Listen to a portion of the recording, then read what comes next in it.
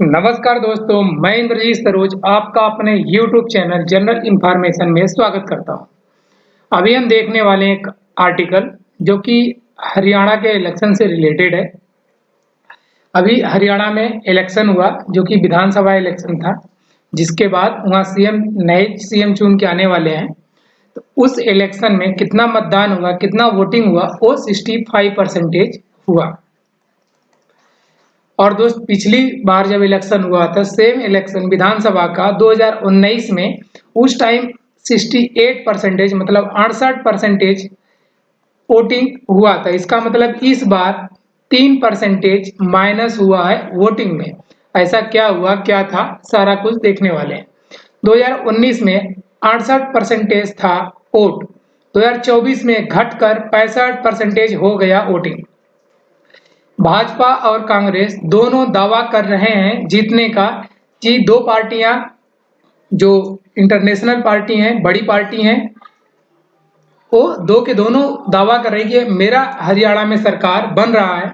देखते हैं आगे क्या रिजल्ट आता है। रिजल्ट के बाद ही ये बात का फैसला हो सकता है।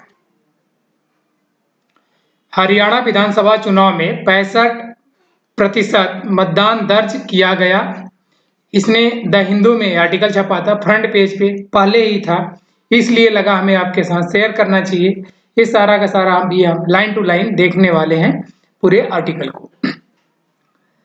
आर्टिकल हरियाणा एक बार देख लेते हैं मैप में कहाँ है। तो ये इंडिया का प्यारा सा मैप है, थोड़ा सा नीचे से कटा हुआ है बट ऊपर से, बट आप पूरा देख सकते हो, पूरा मैप है श्रीलंका समेत ऊपर यहाँ तक है। और मैप थोड़ा सा बड़ा होने के कारण प्रॉपर पेज में फिट नहीं आ पाया, जिसकी वजह से हरियाणा को एक बार हम जूम करके देख लेते हैं। दिल्ली यहाँ पे है, दिल्ली के साथ हरियाणा मिलेगा आपको। ये वाला हिस्सा हरियाणा का है, यहीं पे इलेक्शन हो रहा है।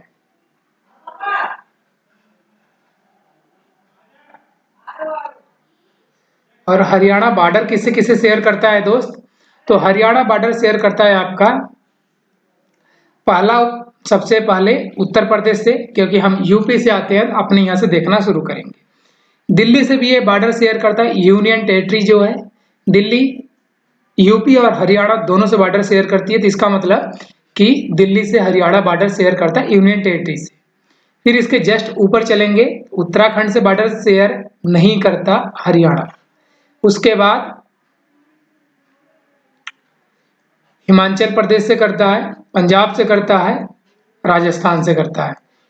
हरियाणा का बॉर्डर आप शेयर कर देख लिए। यहाँ पे कुछ पॉइंट हमें संदेह है कि यहाँ पे टच मतलब है कि नहीं, मेरे को देखना पड़ेगा मैप में, नहीं जहाँ पे डिस्ट्रिक्ट स्टेट अपना बॉर्डर शेयर करता है उस कॉलम में हम जीएस में चेक करेंगे कभी, तो आगे चल के अपनी गलतियां सुधार लेंगे।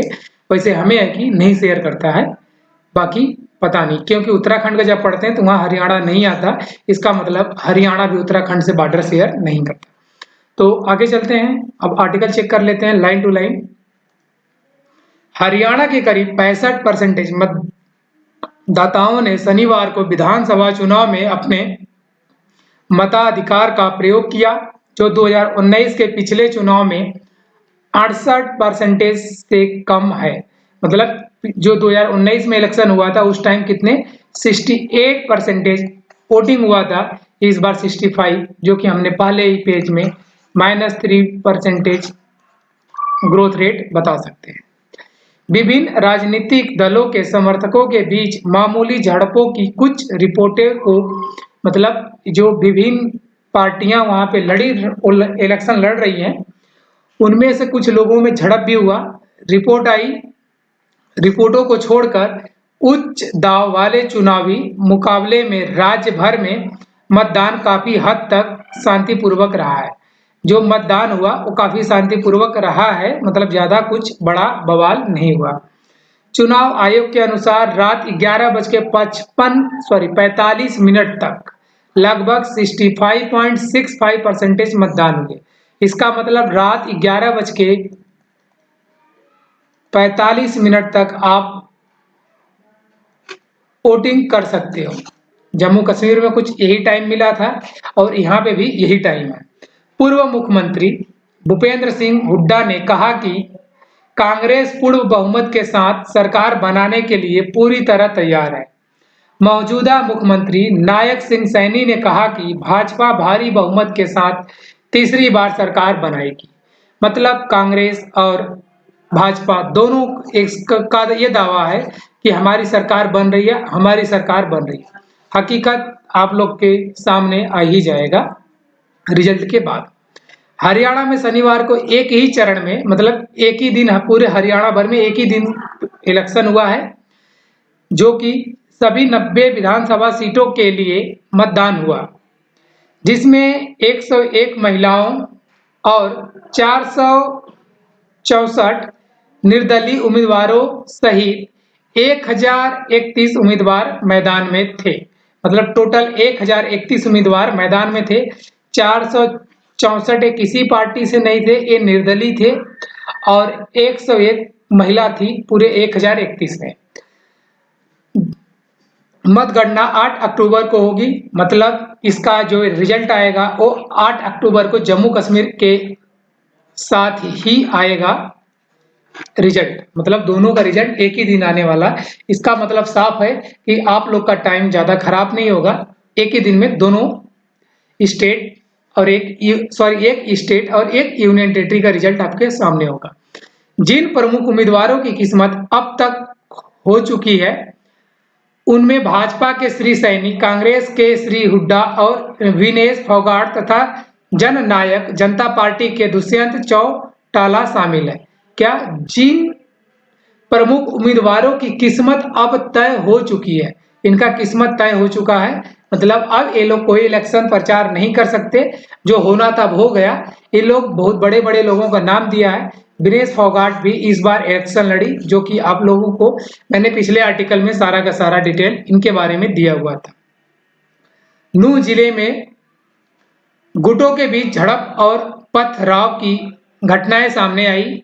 मतलब ये जो नूह जिला है, यहाँ की बात है कि यहाँ पे दो गुट के बीच में झड़प हुआ, झगड़ा हुआ, पथराव हुआ, ये बात सामने आई। पुनाहा में कांग्रेस उम्मीदवार मोहम्मद इलियास और निर्दलीय उम्मीदवार रहीम खान के समर्थकों के बीच झड़प की खबरें हैं, जिनमें कुछ लोग घायल हो गए। मतलब आप समझ लिए, अब दोबारा मैं इस चीज को नाम नहीं लेके कुछ कहना चाहूंगा। आगे क्या, रोहतक के मनीदा गांव में महम विधानसभा क्षेत्र से हरियाणा जनसेवक पार्टी के उम्मीदवार, ये हरियाणा जनसेवक पार्टी के उम्मीदवार हैं, बलराम कुड्डू ने पूर्व विधायक आनंद सिंह डॉगी पर मतदान केंद्र पर उन पर और उनके सहायक पर हमला करने का आरोप लगाया है। मतलब इनका कहना है कि हमारे पे और हमारे सहायक पे हमला किए, किसने किया है, तो ये आनंद सिंह डॉगी पर मतदान केंद्र पर उन पर, मतलब इन पे, इन्होंने इनके और इनके सहयोगी पे हमला किया। पुलिस ने बताया कि पानीपत ने रोहना गांव में मतदान केंद्र पर हुई मारपीट में एक व्यक्ति गंभीर रूप से घायल हो गया। मतलब मारपीट हुई है कई अलग अलग बूथों पे, जहां क्या वोटिंग बूथ बनाए गए थे वहां की बात है, जिसे अस्पताल में भर्ती कराना पड़ा। इसको अस्पताल में भर्ती कराना पड़ा, वहां पे मारपीट हुआ था। ये बात पानीपत की है। और इस बेहद अहम मुकाबले में सत्तारूढ़ भाजपा अपनी जमीन बचाने की कोशिश कर रही है, जबकि कांग्रेस मुख्य चुनौती बनकर उभरी है। मतलब टक्कर दे रही है कौन, कांग्रेस। भाजपा अपना क्या बचा रहा है कि हमारी जमानत जब्त न हो जाए, हमें मतलब सीएम बन जाए हम दोबारा, जैसे तैसे करके। भाजपा जो सत्ता विरोधी लहर से जूझती दिख रही है, को भरोसा है कि वह भ्रष्टाचार और भाई भतीजावाद के खिलाफ अपनी प्रभावी लड़ाई के कारण सत्ता में वापसी करेगी। जी, भाई भतीजावाद आप समझ रहे हो कि हर एक स्टेट में काम चलता है। हालांकि मौजूदा सरकार के खिलाफ अंडरकरंट की उम्मीद करते हुए कांग्रेस ने अपने वादों को पूरा करने में विफलता, मतलब कांग्रेस ने जो वादा किया था उसमें विफल रहा। किसानों की परेशानी, बेरोजगारी और आर्थिक मंदी के मुद्दे पर भाजपा को घेरने के लिए आक्रामक तरीके से अभियान चलाया है। किसने, ये कांग्रेस ने। बट ऐसा कुछ नहीं हो सकता, ऐसा करने में पूरा विफल रहे कांग्रेस के प्रवक्ता, ऐसा कुछ वो भरोसा नहीं दिला पाए। बाकी भाजपा देखते हैं क्या करती है, कहां ले आती है और कैसे क्या होता है। इलेक्शन का रिजल्ट 8 तारीख के आने के बाद शायद एक आर्टिकल और आपको देखने को मिले हरियाणा इलेक्शन पे। चलिए दोस्त, थैंक यू। ऐसे आर्टिकल देखने के लिए प्लीज चैनल को सब्सक्राइब करना, वीडियो को लाइक करना, दोस्तों में शेयर करना। Thank you so much.